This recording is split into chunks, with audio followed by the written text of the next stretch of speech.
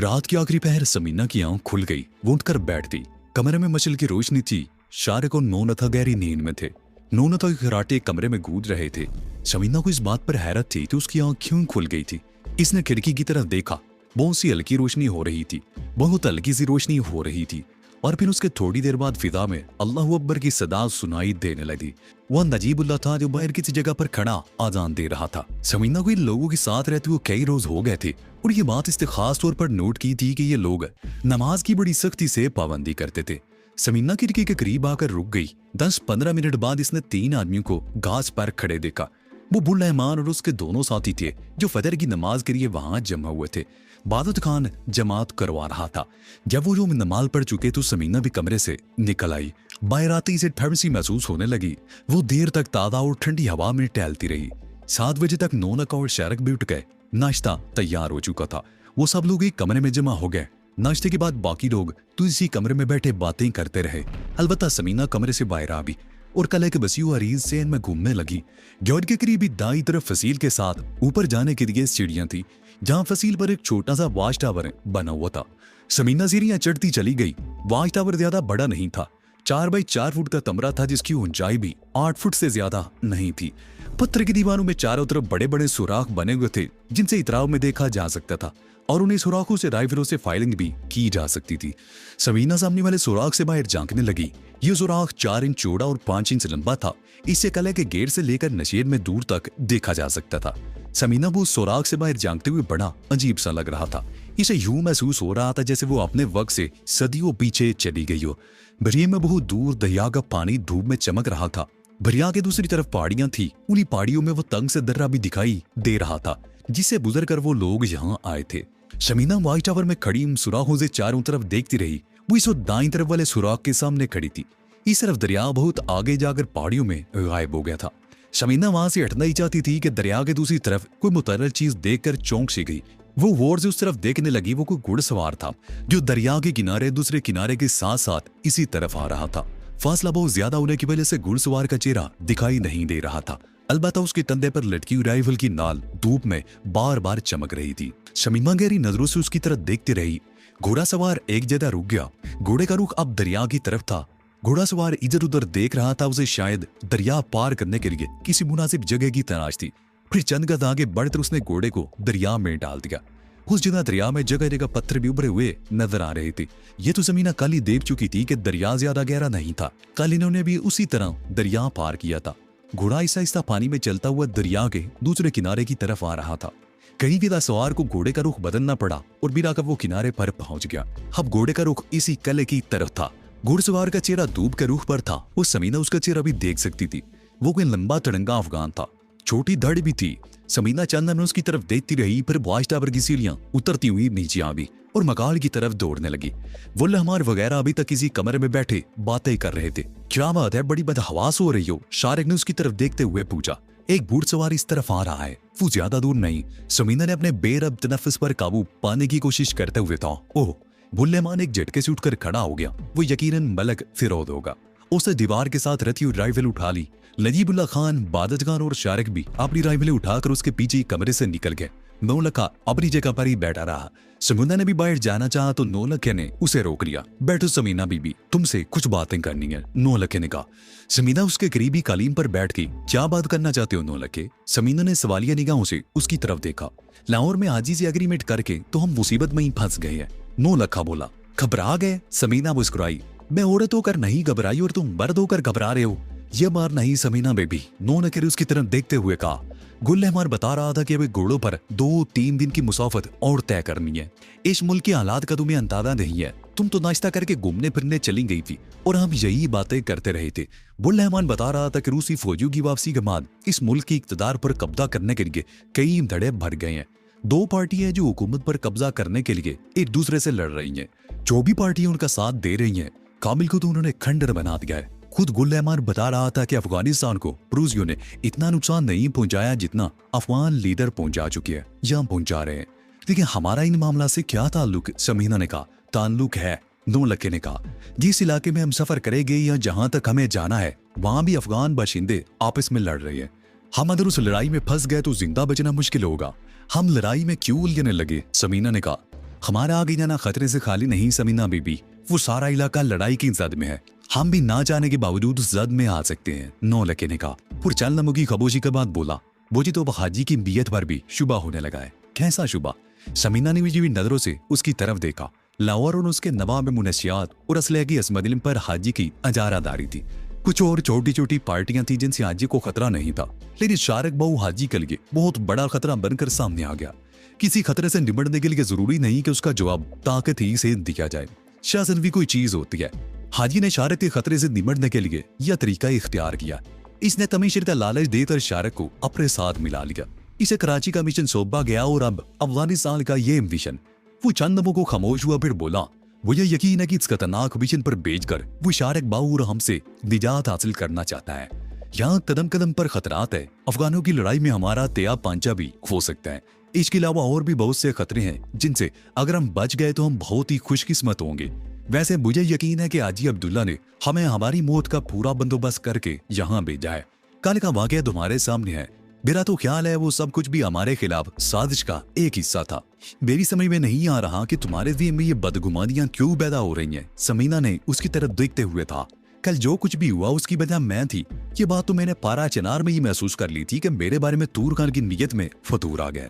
बैराब खान वाली बस्ती उसमें मुझ पर हाथ डालने की कोशिश की थी, लेकिन कामयाब नहीं हुआ और उसे भागना पड़ा। वो हमसे पहले इस किले में पहुंच गया और उसे हम पर काबू पाने का मौका मिल गया, लेकिन उसका नतीजा तुम भी देख चुकी हो। अगर ये हमारे खिलाफ कोई साजिश होती तो गुल रहमान, तूर खान और उसके 6-7 आदमियों को मौत के घाट ना उतारा जाता। नहीं नौलखा, मैं तुमसे इत्तफाक नहीं करूंगी। बिलफर्ज अगर हाजी ने हमें किसी साजिश के तहत यहाँ भेजा होता तो अफगानिस्तान की हुदूद में दाखिल होने के बाद हमें बड़ी आसानी से मौत के घाट उतारा जा सकता था और किसी को कानो कान खबर भी ना होती। समुन्ना उठकर खिड़की से बाहर देखने लगी। हाजी और गुल रहमान के बारे में शुमार ज़हन से निकाल दो। अगर हम इस मिशन में कामयाब हुए तो यकीन करो हाजी हमारे कदमों में होगा। शारक भी बेवकूफ नहीं, उसने बहुत सोच समझकर हाजी की ये पेशकश कबूल की थी। वो इस गैंग के मरकजी आदमियों से राब्ते की कोशिश कर रहा है। अगर शारक अपने मकसद में कामयाब हो गया तो चंद हफ्तों बाद लोग हाजी का नाम भी भूल जाएंगे। वो बात करते करते रुक गई और खिड़की से किले के गेट की तरफ देखने लगी। फिर नौलखे की तरफ देखते हुए बोली, जिस घुड़सवार को मैंने दरिया की तरफ जाते हुए देखा था वो किले के गेट पर पहुंच गया है। गुल रहमान और उसके साथी बड़ी गर्मजोशी से उसका इस्तेमाल कर रहे हैं। आओ देखते हैं वो कौन है। वो खिड़की से हटकर दरवाजे की तरफ बढ़ गई। नौलखा भी उठकर उसके साथ चल पड़ा। वो दोनों राहदारियों से निकलकर बरामदे के सामने रुक गए। बाजिद खान मेहमान का घोड़ा लेकर इस्तबल की तरफ जा रहा था और मेहमान गुल रहमान वगैरह के साथ मकान की तरफ आ रहा था। समीना और नौलखा भी चंद कदम आगे बढ़ गए। मेहमान ने गर्मजोशी से नौलखे से मुआनका किया, फिर दोनों बाहें फैलाकर समीना की तरफ बढ़ा। समीना बदहवासी होकर 2 कदम पीछे हट गई। उसने रूसी फौजी वर्दी बहन रखी थी, सर पर टोपी थी और बादिल नजर में वो कोई मर्द ही लगती थी। इसे पीछे हटते देखकर मेहमान के माथे पर बल पड़ गए। लेकिन जब गुल रहमान ने अपनी जबान में बताया कि वो मर्द नहीं औरत है तो मेहमान के चेहरे पर उलझन के तासरात उभरे। फिर जीभ बिठाने के लिए कैंठा लगा दिया। दूसरे भी इस कैगे में शामिल हो गए। समीना गहरी नजरों से उसकी तरफ देख रही थी। वो मलक फिरोज था। 6.5 फुट से निकलता हुआ कद, सुर्ख सफेद रंगत और छोटी सी दाढ़ी उसके चेहरे पर बड़ी बली लग रही थी। समीना के दादे के मुताबिक उसकी उम्र 30-32 के लगभग रही होगी। उसके चेहरे पर थकन के आसार नुमाया थे। वो लोग उसी कमरे में आ गए जहां नाश्ता किया गया था। मगर फिरोज तवील सफर करके आया था।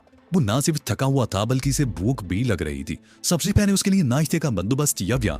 माजिद खान 15 मिनट के अंदर अंदर उसके लिए नाश्ता और सबके लिए कहवा तैयार करके ले आया। नाश्ते के बाद तो वो बातें करने लगे और समीना और नौलखा कमरे से बाहर निकल आए और बरामदे में बैठ गए। दोपहर के खाने पर वो सब जमा थे। उस समीना को बताया गया कि वो लोग कल सुबह सवेरे यहाँ से रवाना हो जाएंगे। समीना तो खुश थी, लेकिन नौलखे का मुंह लटक गया था। वो कोशिश के बावजूद हाजी के बारे में पैदा होने वाले शुबहात को जहन से नहीं झटक सका था। दोपहर का खाना खाने के बाद थोड़ी देर बाद मलक फिरोज सो गया। समीना, नौलखा और शारक दूसरे कमरे में आ गए। वो कुछ देर बातें करते रहे, फिर वो लोग भी ऊँघने लगे। रात का खाना भी हस्मे मामूल जल्दी खा लिया गया। उस रात नौलखे ने शारक के सामने भी अपने खदशात का इजहार किया तो वो मुस्कुरा कर रह गया। उसने भी समीना की तरह नौलखे को समझाने की कोशिश की कि इनके साथ कोई धोखा नहीं होगा और सबसे बड़ी बात यह है कि अब भी फिर ये वापसी का कोई रास्ता नहीं था। हो सकता है वुन्नमान वगैरह को इनकी वापसी पर कोई एतराज ना हो, लेकिन सवाल ये पैदा होता है कि इन लोगों की रहनुमाई के बगैर वो वापिस कैसे जा सकेंगे। वो इन पहाड़ों में भटक कर भूख प्यास से एड़ियां रगड़ रगड़ कर मर जाएंगे। नौलखे ने बहस नहीं की। समीना और शारक की बातों से तसल्ली नहीं हुई थी। वैसे इसके ख्याल में शारक का ये कहना दुरुस्त ही था कि अगर गुल रहमान उनकी वापसी पर आमादा हो भी गया तो वो किसी रहनुमाई के बगैर इन पहाड़ों में भटक कर बड़ी अजियतनाक मौत मरेंगे। शारक और समीना तो सो गए, लेकिन नौलखा देर तक जागता रहा और है सन कुछ सोचता रहा, और मिलाकर उसे भी नींद आ ही गई। वो लोग सुबह 5 बजे उठ गए। हसबे मामूल बादित खान उन सब के लिए नाश्ता तैयार किया। रास्ते के लिए भी कुछ रोटियां तैयार कर ली गई। बकरे का खुश गोश्त वफर मिकदार में मौजूद था। बाजिज खान ने तमाम चीजें पैक करके घोड़े पर लाद दी और फिर तुलू अफसाब से पहले ही वो लोग उस किले से रुखसत हो गए। सर्दी अच्छी खासी थी। उन सब ने रूसी फौजी जैकेटें पहन रखी थी। फौजी वर्दियों की तरह जैकेटें भी वाफर मिकदार में किले में मौजूद थी। शमीना ने तो 3 फालतू जैकेटें भी अपने घोड़े की खुर्जी में ठूंस ली थी। दरिया उसी जगह से पार किया गया जहां से गुज़िश्ता रोज शमीना ने मलक फिरोज को पार करते हुए देखा था। दरिया पार करने के बाद वो किनारे के साथ साथ चलते रहे। मलक फिरोज और गुल रहमान के घोड़े आगे थे। उनके पीछे शमीना, शारिक और नौलखा, उन सबसे आखिर में नजीबुल्लाह और बाजिद खान थे। दरिया के दोनों तरफ ऊंचे पहाड़ थे। पहाड़ियों की बुलंदियों पर तो दरख्त नजर आ रहे थे, मगर मैदान के दामिन बंजर थे। कहीं की झाड़ियां नजर आ रही थी। वो दरिया के साथ साथ तनसी वादी में चलते रहे। एक दिन दरिया दाईं तरफ पहाड़ों में गायब हो गया, लेकिन वो उसी तनसी वादी में चलते रहे और मिलाकर एक तनसी दर्रे में से गुजरकर एक वसीउ अरीज वादी में पहुंच गए। दरिया पहाड़ों में घूमता हुआ फिर सामने आ गया। शमीना को ये देखकर बड़ी हैरत हुई कि दर्रे से पहले जिस तनसी वादी से वो गुजर कर आए थे वो बंजर और वैरान थी, लेकिन दूसरी तरफ सरसब्ज़ो शादाब वादी उनकी नजरों के सामने थी। हर तरफ सबला ही सबला था। तेज धूप होने के बावजूद यहाँ सर्दी थी। वो कई रुके बगैर मुसलसल चलते रहे और दरिया कभी सामने आ जाता और कभी वादी में कहीं गायब हो जाता। 2 बजे के लगभग वो एक चट्टान के करीब रुक गए। चारों तरफ सब्जा ही सबला था। दरिया दाईं तरफ तकरीबन 2 फरलांग के फासले पर था और बाईं तरफ वो चट्टान थी जिसके करीब वो रुके थे। उस चट्टान से तकरीबन 60 फुट की बुलंदी से आबशार गिर रहा था। आबशार से गिरने वाला पानी एक नदी की सूरत में बहता हुआ नशेब में दरिया से जा मिलता था। नदी काफी चौड़ी और गहरी थी। घोड़े उसे पार नहीं कर सकते थे। जिस जगह आबशार का पानी गिर रहा था वहां भी एक बहुत बड़ा, चौड़ा और गहरा तालाब सा बन गया था। उसके पीछे चट्टान के नीचे एक खूह सी बनी हुई थी। पत्थरों की एक तकरीबन 4 फुट चौड़ी पट्टी सी थी जो उस खूह में से होती हुई तालाब के किनारे के साथ साथ दूसरी तरफ चली गई थी। उस नदी की दूसरी तरफ पहुंचने का एक ही रास्ता था। मोलके को जब पता चला कि उस पुल सिलात पर से गुजरना पड़ेगा तो उसकी जान ही निकल गई। पलक फिर उसका घोड़ा सबसे आगे था। वो तालाब के किनारे खड़ा चन्न में इधर उधर देखता रहा। फिर उसने घोड़ा उस खूह में डाल दिया। सिर्फ 2 मिनट बाद वो आबशार के दूसरी तरफ पहुंच गया। गुल्लहमान और शारिक वगैरह भी दूसरी तरफ पहुंच चुके थे। अब शमीना की बारी थी। इसने घोड़ा आगे बढ़ा दिया। खूह में तारीकी थी। सामने पानी की चादर गिर रही थी और पीछे गार था जो चट्टान के अंदर बहुत दूर तक चला गया था। उस गार के धाने और तालाब के दरमियान तकरीबन 4 फुट चौड़ी जगह थी जहां पत्थर बिखरे हुए थे। ऊपर से गिरने वाले पानी की फुहार अंदर आ रही थी। शमीना बहुत मोहतात होकर घोड़े पर बैठी हुई थी।